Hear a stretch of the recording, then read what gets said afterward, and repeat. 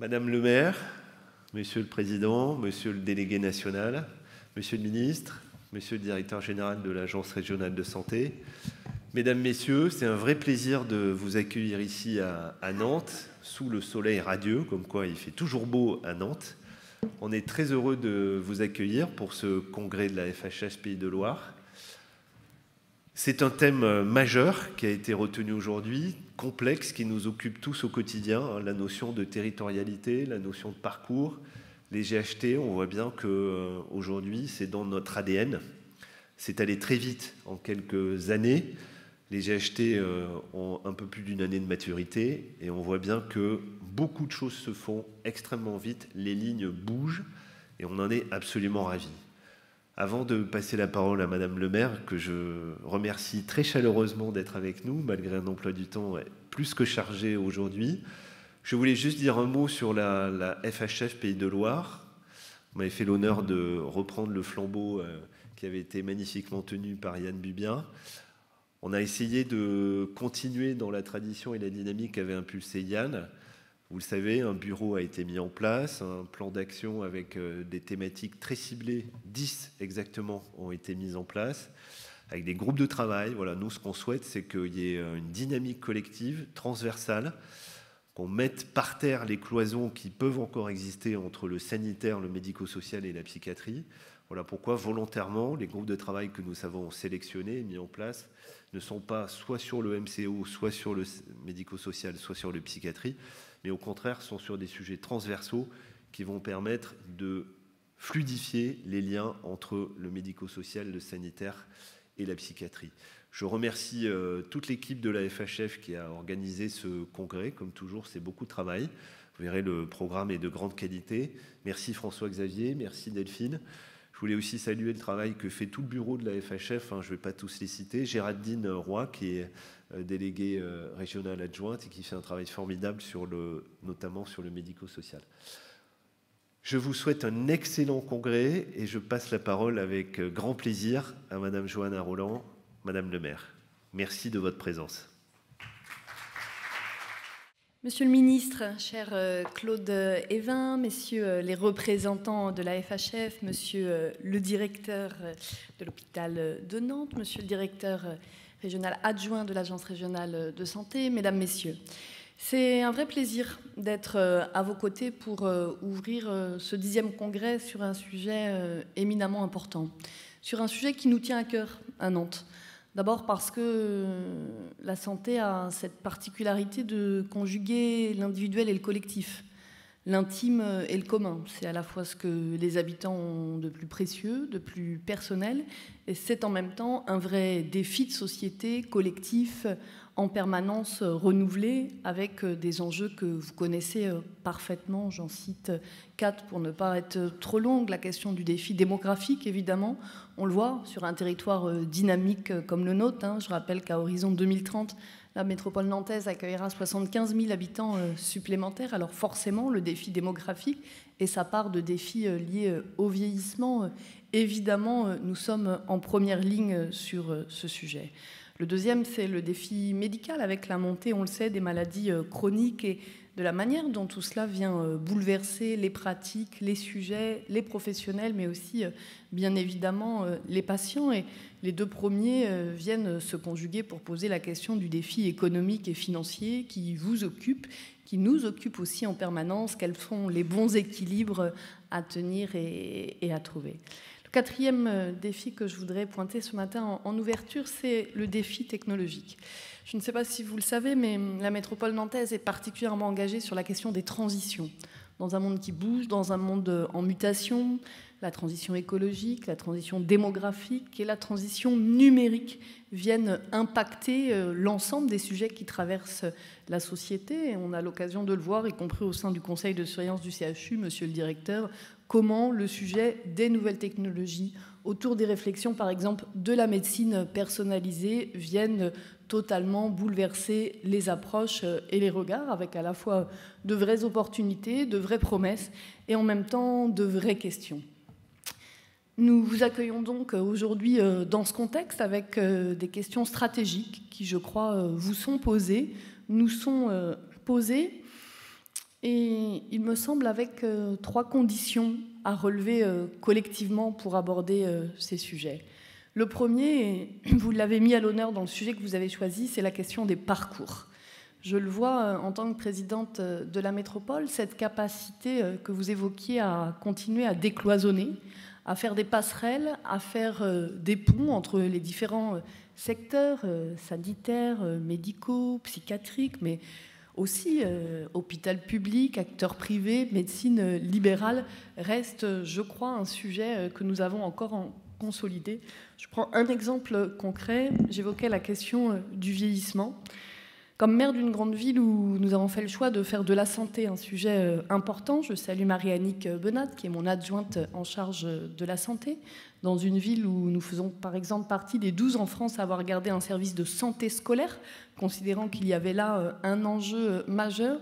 Je fais le constat qu'il reste sans doute des espaces à inventer sur la question des parcours à construire. Pour être encore plus précise, il me semble que la conjugaison de la montée du vieillissement et de la montée des enjeux ambulatoires nous invite à continuer à cultiver les lieux où la construction des parcours s'élabore en amont, en aval, médecine libérale, hôpital public, et puis les enjeux de fluidité. Donc la première condition, il me semble que c'est vraiment celle des parcours, et je trouve de ce point de vue que votre thème est particulièrement prometteur. La deuxième, c'est évidemment cette question de l'innovation, qui est là aussi au cœur des sujets que vous avez relevés. Et nous avons sur ce territoire cette expérience à la fois d'équipes médicales de très haut niveau, de ce lien entre les enjeux de l'enseignement supérieur, de la recherche et de la santé, et du croisement du regard de professionnels. Le dernier enjeu, et je veux le souligner devant vous parce que il me semble qu'il n'est pas toujours traité à sa juste place à l'échelle nationale. C'est la place des territoires sur tous ces sujets. Je le dis d'autant plus que moi j'ai été très frappée dans les dernières lois qui ont créé du débat sur l'organisation des compétences, qu'on a appelé la loi NOTRe ou la loi MAPAM, où l'ensemble des associations de collectivités, villes, métropoles, départements, régions, se sont fortement mobilisées, les unes pour garder l'économique, les autres pour avoir le tourisme. Paradoxalement, la grande absente de ces débats sur la répartition des compétences a été la santé. Comme si, dans une France qui reste parfois à mon goût encore un peu trop jacobine et un peu centralisatrice, la place des territoires sur ce sujet n'était pas totalement prise en compte. Bien sûr, j'observe que nous avons les conseils territoriaux de santé. Si vous me permettez d'être un peu direct, il me semble que les sujets qui y sont mis à l'ordre du jour sont encore bien vastes pour qu'on puisse réellement avancer vers de l'opérationnalité qui me semble absolument nécessaire. Et puis, nous avons cette proposition, cette ouverture autour de GHT pour avoir regardé un petit peu ailleurs en France la manière dont les choses se passent, puisque je co-préside aujourd'hui le club des métropoles, les 15 métropoles de ce pays qui se réunissent pour échanger, partager leurs bonnes pratiques, leurs réponses, mais aussi souvent leurs questions. La conclusion que j'en ai tirée, c'est que les GHT seront ce que nous en ferons collectivement. Qu'il y a des territoires où j'observe que c'est un dispositif réglementaire qui a certainement ses qualités, et que dans d'autres territoires, c'est véritablement un levier stratégique. C'est véritablement un projet qui permet de la mise en mouvement. C'est véritablement un projet qui permet de la synergie et du décloisonnement entre les acteurs. Et de ce point de vue, la réunion que nous avons eue du GHT récemment avec des directeurs d'hôpitaux qui disaient clairement leur réticence initiale, un sujet qui allait permettre aux plus grandes structures de prendre plus de poids sur les autres, ou de quelque chose qui s'apparenterait à une forme de lourdeur administrative, et des professionnels qui eux-mêmes ont fait le constat sur le terrain de services pérennisés et nouveaux par cette coopération du GHT avec le soutien de l'ARS. Il me semble qu'il y a là un vrai enjeu à creuser, le croisement de regards territoriaux, de regards de santé, et avec cet objectif stratégique. Le chemin est encore devant nous. Je crois qu'on est au tout début de cette aventure. Je crois que nous avons aussi besoin collectivement, et ce sera mes derniers mots, de partager davantage avec l'opinion publique ces sujets.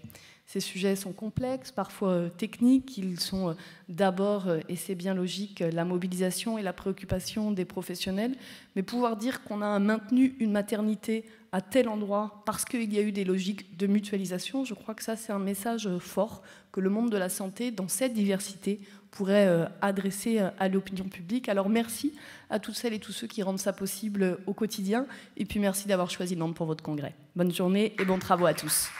Alors en fait j'ai la chance de revenir en deuxième semaine dans un instant, donc je vais faire encore plus bref, simplement pour vous saluer, Monsieur le Ministre, cher Claude, Madame le maire, merci de ces mots d'encouragement aux acteurs hospitaliers, Monsieur le Président, cher Guy Michel, merci du temps que vous consacrez à la Fédération hospitalière des Pays de la Loire, merci à Philippe d'avoir repris le flambeau, effectivement très bien porté par Yann, mais que tu as porté aussi sur les mêmes bases en donnant aussi une impulsion nouvelle à la fédération. Je voudrais saluer aussi Gérard Vincent, délégué général honoraire, que je cherche du regard. Et puis, chers collègues, chers amis, merci d'être présents aujourd'hui. Je voudrais évidemment vous présenter les excuses de notre président Frédéric Valtou, qui était retenu par d'autres obligations et qui vous présente ses amitiés. Vous dire que ces congrès, c'est pour nous un temps, vu de la Fédération nationale, un temps majeur de prise du pouls de la vie de la Fédération.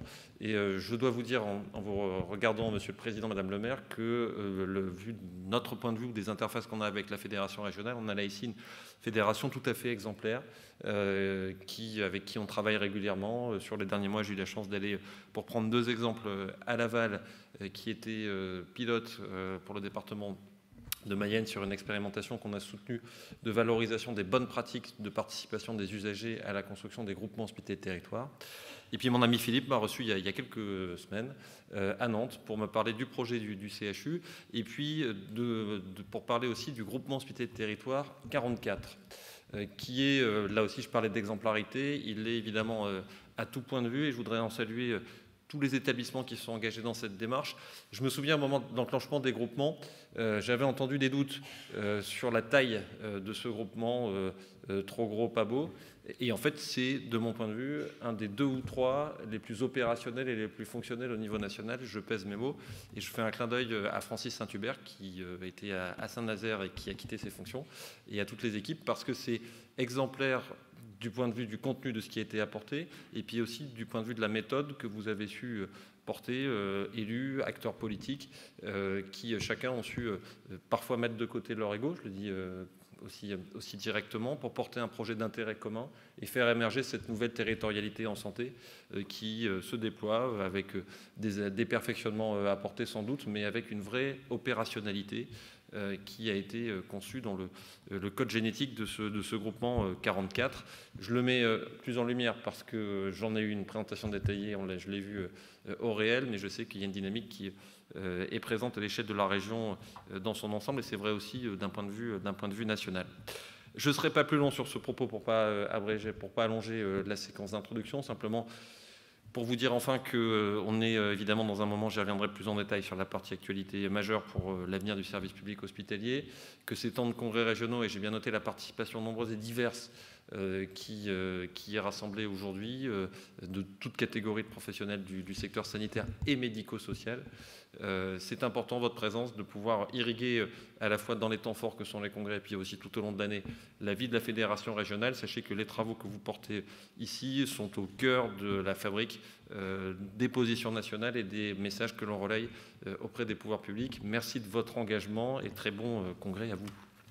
Je voudrais d'abord, chers amis, remercier les personnalités présentes, évidemment, Madame le maire, mon cher Claude, c'est un grand plaisir de te revoir ici ce matin, mais également, bien sûr, Monsieur Duvaux, directeur adjoint de l'ARS ici, David, qui connaît très bien la Sarthe et puis la Loire, donc c'est un plaisir de le revoir, et bien sûr, mon cher Philippe. Le partenariat que nous avons ensemble est exemplaire et je tenais à le remercier. Donc remercier bien sûr Madame aussi Armand-Terrazes-Saxé, qui est présidente de la HSS, Madame Faugère, conseillère maître à la Cour des comptes, qui est aussi présente parmi nous. Vous l'avez dit les uns et les autres, à l'heure de la mise en œuvre des projets médicaux et soignants, donc des GHT, autour desquels s'organise l'offre publique de santé en France, La question, bien sûr, des stratégies territoriales se pose aujourd'hui, bien sûr, dans des termes renouvelés. Madame le maire, vous avez fait allusion tout à l'heure au partenariat qu'on peut avoir les uns et les autres. Et c'est vrai que depuis que nous travaillons ici à la Fédération, notamment sur les GHT, nous avons utilisé avec la RS une expression qu'on essaie de mettre en œuvre, qui est celle de co-construction, de coproduction. Je pense qu'aujourd'hui, dans tout ce que l'on peut faire, dans une démocratie, dirons-nous, que nous voulons très avancée, je crois que cela est absolument nécessaire. Et que pour appréhender donc cette nouvelle réalité des GHT, les notions de parcours et d'innovation, vous l'avez dit les uns les autres, sont des clés, bien sûr, de lecture pertinentes pour aborder le sujet des stratégies territoriales. Le parcours de santé, c'est vous qui allez nous en parler, donc je ne vais pas le dire, mais en s'appuyant sur les groupes les GHT, il s'agit désormais d'envisager de nouvelles complémentarités, je le disais à l'instant, des mutualisations renforcées, et des coopérations amplifiées pour permettre donc de fluidifier ces parcours. Et bien sûr, le déploiement des GHT s'envisage aujourd'hui dans une logique ouverte de partenariat avec la médecine de ville. Là aussi, nous avons beaucoup de chemin à faire pour des raisons historiques. Et il faut bien dire que ce déploiement passera par d'autres liens, sans doute plus forts, de confiance entre des professionnels. Un des obstacles, on l'a bien vu, sur la mise en place des filières et des PMP, des projets médicaux partagés, c'est l'organisation, le temps disponible, et que c'est un vrai sujet, n'est-ce pas, de pouvoir se libérer pour pouvoir travailler ensemble. La notion de territoire prend donc un nouveau sens pour l'ensemble des acteurs de santé, en offrant l'opportunité, je viens de le dire, de nouvelles relations entre les acteurs du soin, mais aussi, et vous l'avez dit tout à l'heure, cher Philippe, avec les structures médico-sociales dans ce paysage sanitaire recomposé.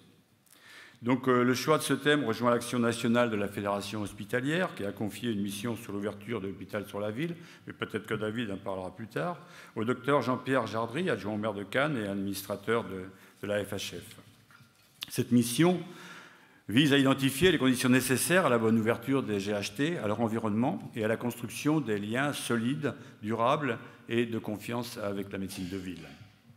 Vous avez, Madame le maire, parlé aussi de l'innovation, bien sûr, la recherche. C'est formidable, vous avez une chance merveilleuse ici, c'est bien, mais grâce aux acteurs, en général, une volonté, c'est aussi évident. Et donc, il s'agit de faciliter les synergies avec les outils de développement économique pour permettre donc aux GHT de structurer des projets territoriaux d'innovation en santé.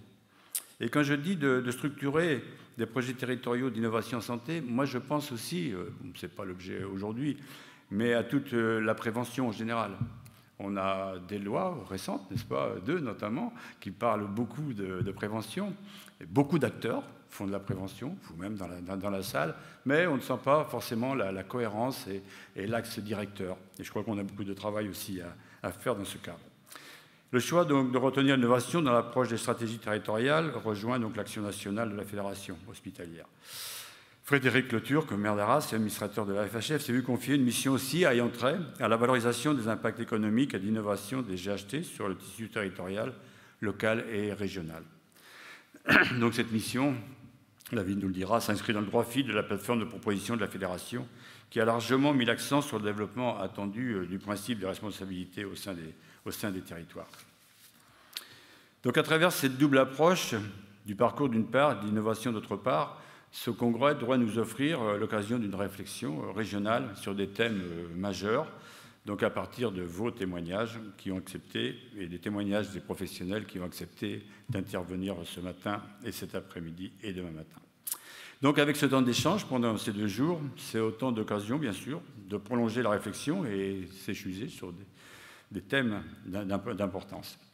Donc je voudrais bien sûr vous remercier tous, en saluant aussi la présence, n'est-ce pas, parmi nous, de quelqu'un qui a beaucoup travaillé à la Fédération, mon cher Gérard. Merci d'être présent aujourd'hui parmi nous. Je vous souhaite à toutes et à tous un très bon congrès. Merci. Bonjour à tous. Madame le maire, monsieur le ministre, Claude Évin, on m'a rencontré dans une histoire professionnelle qui commence maintenant à dater un peu. Le docteur Duvaux se présente devant vous en situation d'intérim pour cette direction générale de l'ARS, dont il a été dit à bon couvert quand même que je crois, et que ça a été toujours sa méthode, qu'elle s'est située en logique d'accompagnement. On aurait pu effectivement faire des choix différents, mais tant Marie-Sophie de Saules que Cécile Courrèges ont souhaité, et vous l'avez souligné, Monsieur Chauveau, dans une logique de co-construction. Ça, c'est une marque de fabrique qui, d'ailleurs, la ministre l'a relevé, qui tend à légitimer les acteurs dans la responsabilité qui est la leur, et de ne pas toujours se tourner vers l'État pour qu'ils puissent faire à la place. Je ne peux pas m'engager pour le futur directeur général, mais j'ai un souhait fort, c'est que nous puissions continuer dans ce champ-là. C'est peut-être grâce à ça, M. Gruson, vous l'avez situé, je pense que l'aventure des GHT, indépendamment de la façon dont c'est déjà construite dans la logique des CHT, qui était déjà une impulsion assez forte, mais qui n'était que volontaire, de pouvoir continuer à dynamiser ces logiques qui visent cette recomposition auquel on assiste dans les territoires de la réponse qui doit être faite à chacun des patients, chacun des usagers. Je pense que dans l'analyse que je fais, qui est certes modeste et qui n'est que celle d'un directeur général par intérim, je pense qu'on est sur le sujet des GHT confronté quand même à un défi. Vous êtes confronté à un défi. C'est de penser le GHT dans une logique systémique qui intègre l'ensemble des composantes, du premier recours au médico-social. Un des risques, et je sais que, voilà, dans les cadres du travail qui a été mis en place, ce serait effectivement de penser le GHT. Alors je vais prendre peut-être le risque de dire à monopoliser la vision effectivement qu'on peut porter. Et ça, c'est un risque auquel nous, RS, nous sommes très vigilants, dans un cadre de recomposition très très important qui se fait sur le premier recours, qui se fait sur le médico-social, et qui doit, pour les acteurs, liés un petit peu par l'exigence de coopération, trouver effectivement, et c'est exigeant, hein, parce que ça nous oblige à sortir un peu de nos logiques patrimoniales, si j'ose dire, des uns et des autres, pour le secteur médico-social, pour trouver la bonne marge, les ponts de coopération entre les acteurs. Donc ça, c'est un élément sur lequel nous, bien sûr, en tant qu'ARS des Pays de Loire, et en train de préparer le projet régional de santé, nous allons essayer de cranter un peu les sujets pour qu'effectivement, voilà, on obéisse bien à cette logique de vision qui sort, un de mes directeurs qui disait aujourd'hui, d'une logique qui serait secteur par secteur, mais qui construit dans une dimension un petit peu ensemblière, voilà, une réponse qui est adaptée pour tous et qui ne peut, quelque part, aucun acteur ne peut se dire, voilà, c'est mon patient. C'est le patient de tous et surtout, c'est le patient tout court. Ça, c'est un des premiers sujets. Je pense qu'effectivement, le deuxième, auquel la dynamique autour notamment de l'hôpital public va être confrontée et que la ministre rappelle, mais tous les acteurs vont l'être, c'est la notion de la pertinence. On voit bien que ce qui se dessine, c'est qu'autour de la suite de parcours se pose la question de la bonne intervention au bon moment, au bon endroit. Et quand je dis bon endroit, ce n'est pas simplement pour faire plaisir aux professionnels. Bon endroit vu du patient, bien entendu. Et ces logiques de pertinence, elles vont devenir un peu prégnantes dans la construction de la réponse en logique partenariale avec les acteurs du territoire. Le troisième sujet, c'était la dimension vraiment territoriale. Et là, je pense que la ministre s'est aussi largement exprimée. C'est qu'il faut qu'on sorte, dans la mesure où les outils nous le permettent, d'une vision un peu contraignante qui viserait qu'on traite les territoires de toute la même manière et qu'on rentre dans une logique d'adaptation aux besoins du territoire en fonction des réalités et des initiatives qui sont prises. Ce qui renvoie à un troisième élément que vous avez traité dans votre colloque, qui est l'innovation. Et là, de mon point de vue, il y a encore du chemin à faire, et je crois que la ministre l'a aussi compris, c'est que les outils de l'innovation, et j'ai plusieurs exemples, nous montrent qu'on a quelques marges de manœuvre, mais finalement on est quand même assez limité.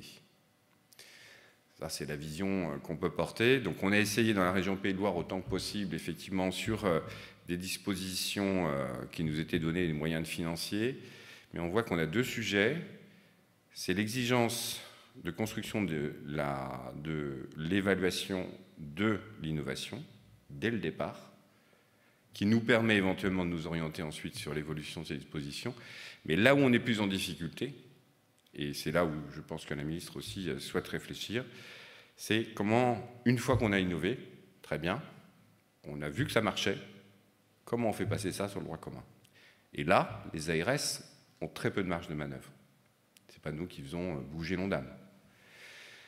En dernier lieu, si je devais aussi porter cette vision, c'est que, quelque part, dans cette recomposition très globale qui est en train de se passer autour de cette notion de parcours de vie en bonne santé, que je préfère à parcours de santé, introduit une dimension de prévention où les acteurs de territoire, et notamment les professionnels, doivent intégrer la dimension de la prévention, mais dans sa vision globale de l'intérêt qu'on porte aux patients, pas simplement la prévention primaire, les logiques de santé communautaire qui sont partagées par les acteurs, mais voilà, le mot prévention, pour moi, c'est un mot qui doit nous guider tous.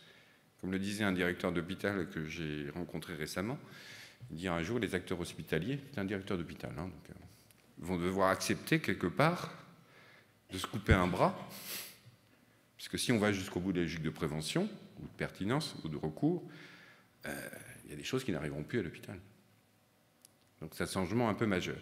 Et le dernier sujet qui me paraît, moi, un sujet encore de perspective, mais je pense que la ministre en a aussi conscience, c'est de poser la base d'un nouveau modèle économique. On voit bien que notre modèle économique, qui est très sectorisé, très cloisonné, ne pourra pas aller jusqu'à financer, ou du moins de manière efficiente, l'allocation de ressources des acteurs, qu'il faut pouvoir lier par des exigences de résultats, responsabiliser. Ce modèle, je ne l'ai pas, mais il va falloir l'inventer. Donc je pense qu'à travers la dynamique que vous avez lancée, au-delà de la vigilance que nous aurons à l'ARS et la volonté que nous aurons de continuer à construire, et je rassure, en absence de direction générale, j'ai demandé à ce que quand même le comité de pilotage qu'on avait mis en place se maintienne, parce qu'il y a des exigences de court terme qu'il nous faut travailler ensemble, qui n'ont d'ailleurs été rappelées dans les courriers que j'ai pu signer sur les PMP. Malgré ma situation d'intérim, j'ai quand même signé. Parce que je pense qu'il y avait une exigence derrière. Comme vous l'avez rappelé, Mme Roland, une exigence forte pour soutenir cette dynamique. Il va falloir simplement qu'on s'accorde sur les priorités pour qu'on puisse se mettre un peu en marche sur des sujets qui, à mon avis, fondent le système de santé de demain. Enfin, moi, c'est ma conviction, mais qui doit nous obliger à rester toujours vigilants sur cette vision systémique et globale que nous devons porter dans l'intérêt de l'usager et sortir de la vision patrimoniale que chacun des acteurs peut avoir aujourd'hui encore. Merci de votre attention et très très beaux travaux. David, à toi, avec des bonnes nouvelles, on l'espère, après ces nouvelles un peu difficiles de 2017. On va dire le caractère bon ou mauvais d'une nouvelle est une question de subjectivité personnelle. En tout cas, je suis très heureux d'être avec vous pour cette séquence qui a été conçue, inventée par Gérard Vincent, le temps d'actualité nationale. C'est le moment de ces congrès en saluant le départ du directeur général de l'ARS. Avant qu'il s'en aille, je voudrais lui dire que je m'associe à ce qui a été dit sur le rôle de l'agence et que les mannes de Cécile Courrèges sont encore un peu avec nous là aujourd'hui par votre intermédiaire et qu'on aimerait que le positionnement de facilitation de l'ARS qui a été pris ici soit le cas partout et que les agences apprennent d'ici la manière de se désincarcérer de l'immixtion quotidienne dans la gestion des établissements pour faire davantage de pilotage stratégique. C'est ce qu'on porte très fortement. Merci d'avoir entendu ça dans cette région. Pas encore tout à fait le cas partout. En tout cas, c'est une de nos demandes fortes. Donc, je disais, c'est un moment particulier, ces actualités nationales. C'est le moment où il faut faire preuve d'un peu de plasticité de bassin. Et puis essayer de regarder un peu ce que vous avez mis aussi à l'ordre du jour de vos priorités pour ne pas être uniquement dans la descendance de vous asséner un certain nombre de vérités vues de Paris qui d'ailleurs n'ont pas de sens puisque les positions qu'on porte sont issues du travail collectif que nous menons ensemble. Donc si vous en êtes d'accord, il est 10h35. Moi, ce que j'aimerais, c'est que je vais essayer de limiter mon propos à 15-20 minutes pour qu'on puisse avoir un temps d'échange et respecter l'impératif horaire et du coup rattraper le timing pour que nous soyons à l'heure à 11h pour le temps de pause. Est-ce que ça vous va méthodologiquement ? Je voulais évidemment commencer par vous dire que sur ces éléments d'actualité, il faut les juger bien sûr à l'aune de ce qui est notre corpus collectif, c'est-à-dire la plateforme de proposition de la Fédération hospitalière de France qui a été validée par le conseil d'administration au mois de février dernier, qui définit le cap que l'on porte collectivement pour les 5 années à venir. Je voudrais d'ailleurs remercier et saluer l'implication forte de la Fédération des Pays de la Loire dans la préparation de cette plateforme. Il y a eu presque plus d'1 an de travail de préparation, de concertation sur le terrain, de propositions qui sont remontées de cette fabrique territoriale auquel on faisait référence il y a un instant. Et cette matrice-là, je pense, nous a donné un bon cap, nous a permis de voir juste, en portant d'un point de vue théorique, si on peut dire ça, la notion de responsabilité populationnelle et territoriale en santé comme la colonne vertébrale de nos travaux. C'est un concept que la Fédération n'a pas inventé. À vrai dire, le copyright, alors je ne sais pas comment on dit copyright au Québec, vient d'outre-Atlantique, les droits d'auteur, on va dire ça comme ça, en meilleur français, parce que sinon les Québécois ne nous pardonneront pas. Et on a essayé d'importer et d'adapter cette notion de responsabilité territoriale et populationnelle dans notre propre réalité du système de santé français, d'en tirer finalement les corollaires, les conséquences.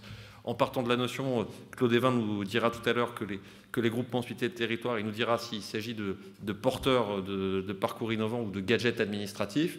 À vrai dire, sans doute un peu les deux, mais en tout cas, la perception de Claude nous éclairera sur le sujet. Ce qui est clair, c'est que les groupements sont une incarnation de la stratégie de groupe que tu as portée, Gérard, que la Fédération a appelée de ses voeux, que l'on défend, que l'on porte, que l'on soutient, de manière non béate, parce qu'il y a des points d'amélioration du dispositif. On voit bien, vous me direz peut-être tout à l'heure qu'il y a des points de fonctionnement à améliorer, des points où il faut aller plus vite, d'autres sur lesquels il faut sans doute prendre des temps complémentaires de concertation. C'est un outil, et c'est un peu la philosophie qu'on a essayé de traduire dans la plateforme. Cet outil, il faut le défendre, le faire réussir, et je pense que les choses avancent plutôt bien sur le terrain, en tout cas à un rythme qui traduit une mobilisation sans précédent des hospitaliers, vu le calendrier très contraint sur lequel vous avez eu à vous mobiliser. C'est un outil et ce n'est pas l'alpha et l'oméga de la responsabilité territoriale. Il ne faut pas confondre la finalité et l'outil. La finalité, c'est d'organiser une réponse sanitaire, médico-sociale, cohérente à l'échelle d'un territoire et de le faire avec comme charpente et comme ligne rouge pour ce qui nous concerne, la défense des valeurs du service public hospitalier pour s'assurer que ces valeurs sont bien respectées dans les différents territoires de la République. Opérationnellement, qu'est-ce que ça donne ? Ça veut dire introduire dans la prochaine loi de financement de la sécurité sociale pour 2018, cette proposition de la plateforme, une marge de financement au parcours, être capable d'expérimenter des financements à l'épisode de soins. J'ai noté, lors de l'université d'été d'il y a 15 jours, que la ministre de la Santé avait fait un pas dans ce sens. On va voir si l'engagement sera tenu, je pense qu'il le sera dans le PLFSS, mais après, il y a plusieurs manières de le tenir. Il y a les expérimentations telles qu'on les a connues, c'est-à-dire, vous voyez, ces expérimentations de micro-bouts de chandelle, très saupoudrées sur tout plein de territoires, et qui, au final, sont jamais évaluées et qui mobilisent beaucoup d'énergie des acteurs et qui ont une utilité très relative. Ce qu'on porte, vu l'enjeu majeur, c'est-à-dire compléter une part qui doit rester majoritaire de financement à l'activité par un niveau suffisant, significatif d'incitation au financement au parcours, et bien, cette méthode-là que l'on défend, qu'on appelle de nos voeux, c'est celle d'une concentration des expérimentations sur un nombre resserré de territoires pilotes et en donnant une marge de manœuvre la plus forte possible aux acteurs de terrain, à l'hôpital, en ville, pour essayer d'en définir le mode d'emploi pratique.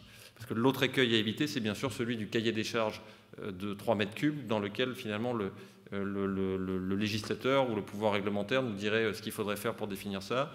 Les rapports qui ont été produits sur le sujet, notamment le rapport d'Olivier Véran, l'ont bien montré. Il n'y a pas de recette magique pour les financements au parcours. Il y a plusieurs options pratiques, il y a plusieurs manières de faire. Et le défi qu'on a souhaité porter dans la plateforme, c'est de demander au pouvoir public de nous donner, là au début du quinquennat nouveau, l'opportunité de faire ces tests, de faire ces expérimentations, mais de les faire vraiment et avec une initiative dans la main d'abord des acteurs de terrain.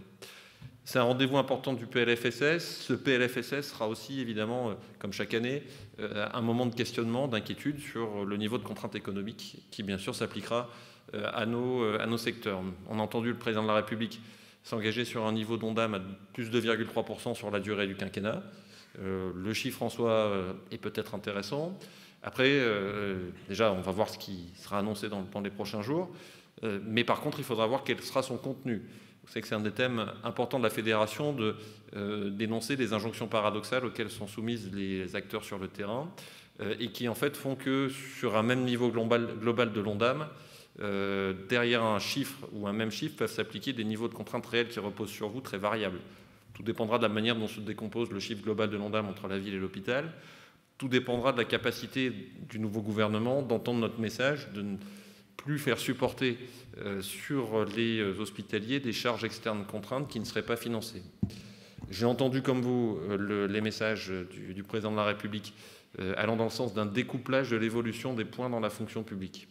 C'est une idée qui peut être intéressante à creuser, à condition bien sûr qu'il n'y ait pas de paupérisation de la fonction publique hospitalière et à condition aussi qu'on nous donne dans le même mouvement des marges de souplesse fortes pour aller vers de l'intéressement collectif individuel, aller vers un assouplissement des modalités de rémunération des différentes catégories hospitalières pour aussi tenir compte de l'acuité de certaines problématiques comme celle notamment de l'attractivité médicale avec des spécialités majeures en crise d'attractivité dans le secteur hospitalier.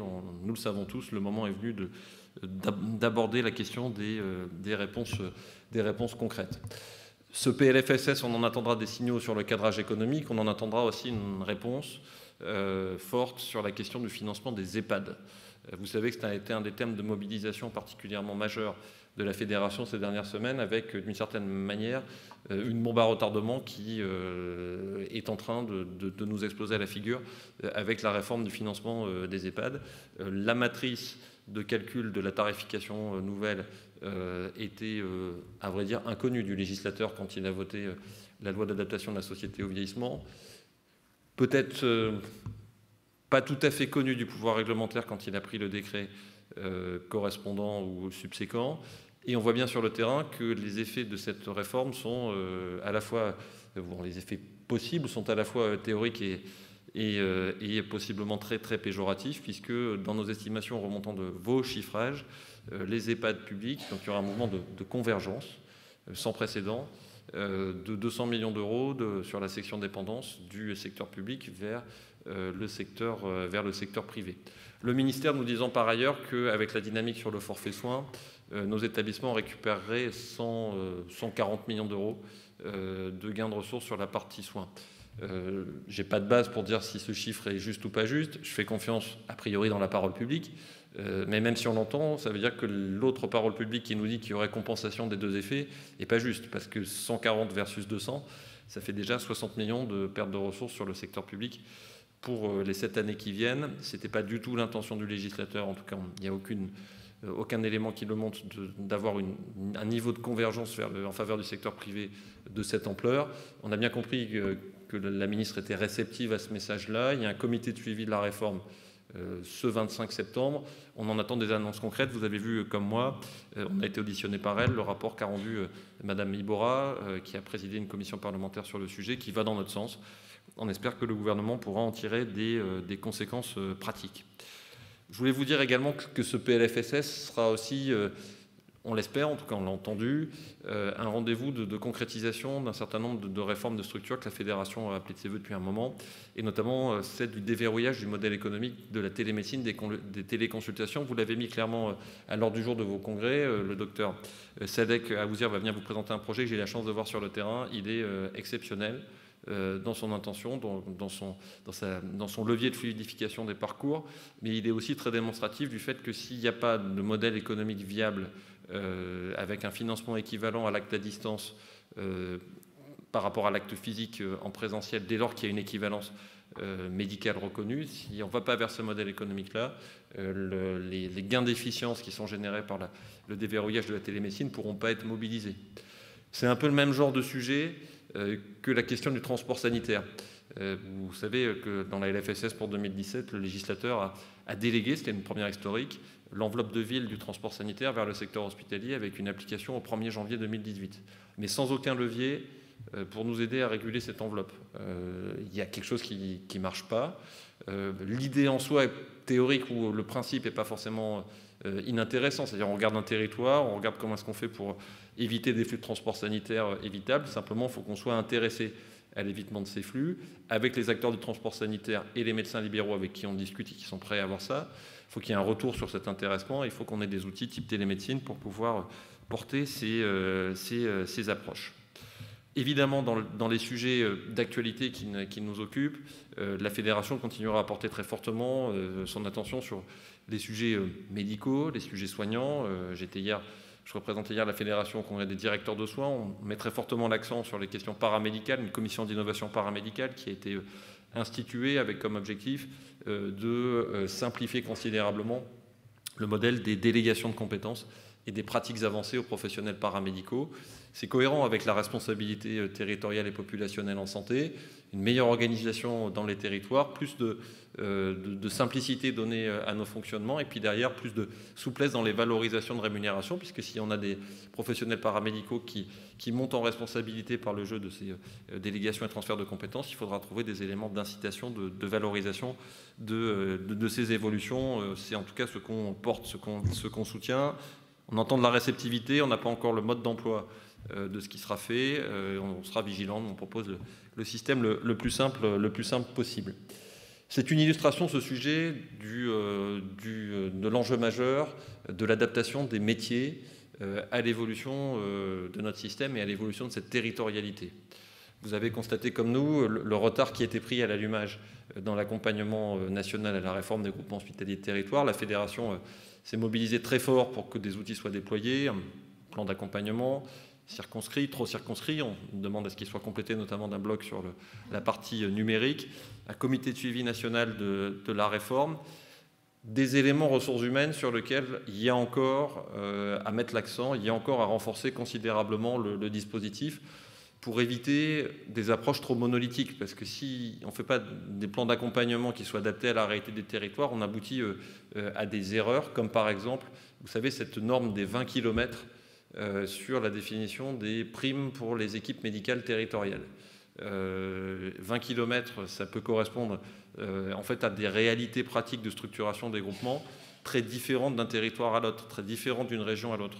On peut entendre l'idée qu'il faut avoir des éléments de régulation d'un dispositif de valorisation des équipes médicales territoriales. Simplement, donnons la main aux équipes hospitalières, aux directeurs, aux présidents de CME pour, à partir d'enveloppes prédéterminées, utiliser au mieux ces leviers incitatifs pour la valorisation des équipes médicales partagées. C'est vrai aussi d'ailleurs pour les métiers de directeur d'hôpital. Aujourd'hui, il y a toute une série d'aérofreins montrant qu'il n'y a pas d'incitatif réel dans le déroulement de carrière, dans la valorisation de l'évolution des directeurs à s'engager dans la territorialité en santé. Changeons ces incitations, donnons plus de force et d'accompagnement à l'engagement des collègues dans cette territorialité et on retrouvera de la cohérence, on retrouvera de la lisibilité dans cette réforme. Évidemment, dans les sujets qui viennent, on aura aussi un regard, je parlais des questions médicales, sur la partie psychiatrie, santé mentale. Vous savez que c'était une des têtes de priorité de la plateforme. Agnès Buzyn a annoncé que ce serait une des priorités du quinquennat avec un zoom plus particulier sur la pédopsychiatrie.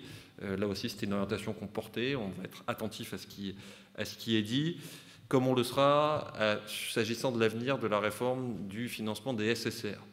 Je sais que cette réforme se déploie de manière encore inégale, vous nous le dites.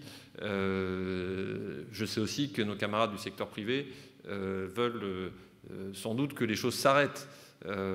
Mais ça veut dire du coup qu'on continue à porter la conviction, bien sûr, que la valorisation d'une part de modulation à l'activité dans le financement des SSR est une bonne chose sur le principe. Je l'ai vécu comme vous il n'y a pas si longtemps sur le terrain. Le fait d'avoir le mécanisme antérieur d'une dotation forfaitaire sur le SSR était la meilleure manière de stopper, de bloquer les projets du secteur public.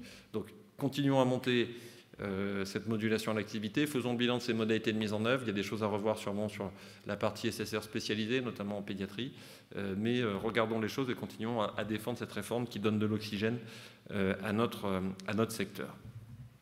Philippe l'a dit dès son propos introductif, et il avait raison de le mettre en exergue, il y a un enjeu majeur qui est celui du dépassement du clivage entre le secteur sanitaire et le secteur médico-social. Et ça ne veut pas dire méconnaître l'identité propre, les règles propres des établissements médico-sociaux, le fait que des EHPAD soient des lieux de vie, des domiciles. Mais ça veut dire aussi porter des approches plus globales. Et c'est vrai que sur ce chantier-là du dépassement du clivage sanitaire médico-social, pour le moment, les choses avancent moins que sur les sujets que j'évoquais à l'instant, en tout cas certains d'entre eux. On va avoir besoin de faire force de propositions, déjà en évitant les effets délétères de la réforme des EHPAD, du financement des EHPAD dont je parlais, et puis aussi en mettant des solutions innovantes sur la table, là aussi dans une idée de mieux organiser les parcours de prise en charge de ces personnes, d'éviter ce qu'on connaît aujourd'hui, c'est-à-dire des mécanismes d'évaluation disjoints, où on a des mécanismes d'évaluation de la qualité de la prise en charge différents pour une personne âgée, une personne handicapée, suivant les étapes de son parcours, éviter qu'on ait une pluralité de personnes de confiance ou de référents pour les personnes prises en charge dans le champ sanitaire et dans le champ médico-social, plus de transversalité dans ces approches. Plus de transversalité également, plus d'ouverture dans le dialogue que nous avons avec la médecine de ville. Le président Guy-Michel Chauveau mentionnait la mission portée par le docteur Jean-Pierre Jardry. Je voudrais saluer Rémi Fauquembert qui est présent, qui l'accompagne dans ce travail. Ces conclusions seront rendues prochainement.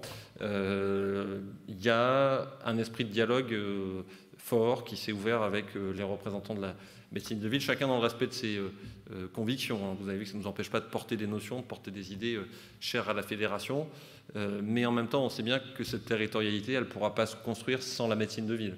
Et donc, du coup, le docteur Jardry, qui est lui-même médecin libéral, administrateur de la fédération, a fait cette tournée, a concerté, rencontré. Il mettra sur la table très prochainement une série de solutions opérationnelles, pratico-pratiques, pour essayer de lever ces obstacles à l'ouverture sur la ville. Et je terminerai mon propos, vous avez compris qu'il n'entendait pas du tout être exhaustif, par vous faire peut-être un dernier point, vous l'avez mis à l'ordre du jour également de vos travaux, sur la question de la mobilisation des technologies numériques. Je le disais à propos de la télémédecine, on est au cœur de cette révolution numérique, et on a finalement le sentiment que le réel, voire la science-fiction, nous dépasse plus vite que la capacité d'adaptation du système. J'espère que ce PLFSS verra enfin le déverrouillage du modèle économique de la télémédecine, mais c'est déjà possible aujourd'hui d'avoir accès à des prestations de téléconsultation à distance non prises en charge par la sécurité sociale. Ce qui fait qu'on a en réalité aujourd'hui non pas simplement une fracture numérique, suivant les territoires, mais on a aussi une fracture sociale et numérique. Parce qu'aujourd'hui, l'accès à la e-santé est de fait réservé plutôt à une catégorie plus aisée de la population. Si la sécurité sociale ne comble pas ce retard, on va aller vers un système à deux vitesses, dans lequel il y aura une partie de la population qui pourra avoir accès rapidement à des services de santé à distance, à de la médecine spécialisée, puis une autre qui va devoir continuer à venir aux urgences pour des besoins qui ne répondraient pas forcément à cette doctrine d'emploi et qui seraient en fait dans des parcours de prise en charge plus complexes, avec derrière une vraie question éthique sur les droits des patients en 3 dimensions, dans cette évolution ou cette révolution numérique. Il faudra qu'on avance avec l'espace éthique de la Fédération, avec vous sur ces questions, avec le professeur Régis Aubry qui le préside, on mettra prochainement à l'ordre du jour de ses travaux la question de l'intelligence artificielle, sujet important, on en parlait il n'y a pas si longtemps Gérard, sujet majeur, sujet d'avenir duquel on ne peut pas se tenir à distance, mais dont il ne faut pas méconnaître aussi les enjeux de réflexion éthique. Si demain, et on peut enlever le si, quasiment, quand se